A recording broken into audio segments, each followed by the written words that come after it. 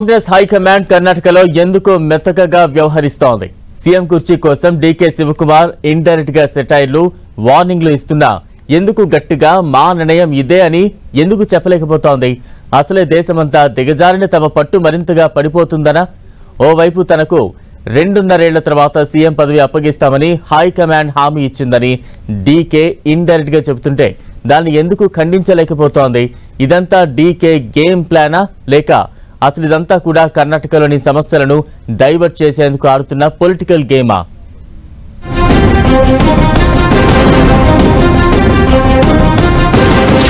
మాట నిలబెట్టుకోండి మరి.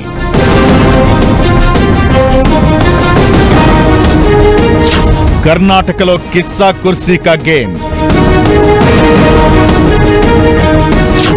ఏది బయటకి చెప్పేది లేదు, అంతా హింట్స్ తోనే.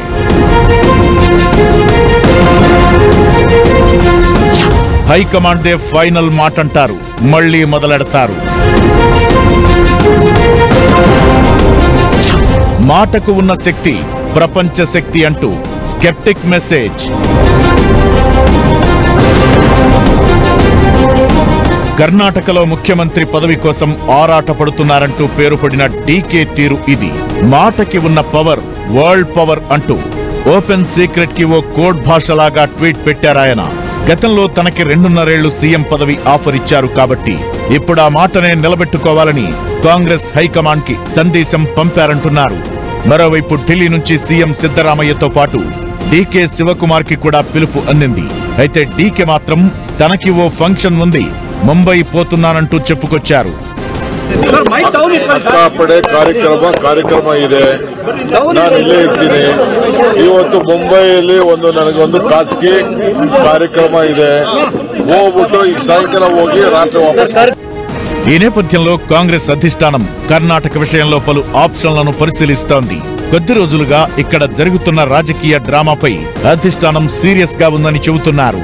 కర్ణాటకలో చోటు చేసుకుంటున్న పరిణామాలు పార్టీ ప్రతిష్టను దెబ్బతీస్తున్నాయని ఢిల్లీ వర్గాలు ఆందోళన వ్యక్తం చేస్తున్నాయి.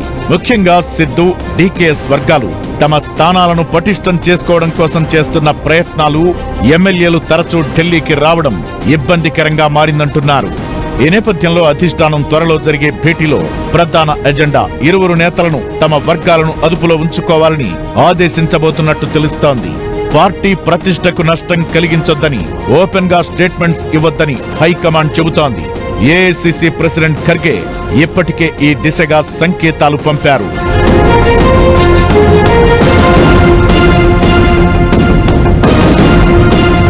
కాంగ్రెస్ కోర్ కమిటీలో ఉన్న 6గురిలో సోనియా గాంధీ, ప్రియాంక గాంధీ, రణదీప్ సింగ్ సుర్జేవాలా డీకే శివకుమార్ ను ముఖ్యమంత్రి చేయాలనే ఆలోచనకు మొగ్గు చూపుతున్నారని ఓ టాక్ నడుస్తోంది. కానీ రాహుల్ గాంధీ, కేసీ వేణుగోపాల్ మాత్రం సిద్ధరామయ్యనే 5 ఏళ్ల పాటు కొనసాగించాలని కోరుతున్నారట. మరోవైపు జనవరి, మార్చికి ముందు నాయకత్వ మార్పు లేదా మంత్రివర్గ పునర్వ్యవస్థీకరణ ఉండదని కాంగ్రెస్ ఉన్నత స్థాయి వర్గాలు చెబుతున్నాయి. గత అసెంబ్లీ ఎన్నికల్లో విజయం తరువాత సిబిఐ, ఈడీ కేసుల్ని సాకుగా చూపి శివకుమార్ ను తాత్కాలికంగా పక్కనబెట్టిన కాంగ్రెస్ కు ఈసారి ఆ సాకు చూపించే ఛాన్స్ లేకపోవచ్చు. అటు కర్ణాటకలో నెలకొన్న సంక్షోభం నేపథ్యంలో ఖర్గే పేరును కూడా ఆయన వర్గం సీఎంగా తెరపైకి తెస్తోంది. అయితే ప్రస్తుతానికి కాంగ్రెస్ సీఎం పోస్ట్ లో మార్పు చేస్తే రాబోయే ఎన్నికలపై ప్రభావం తప్పదనేది ఓ అంచనా.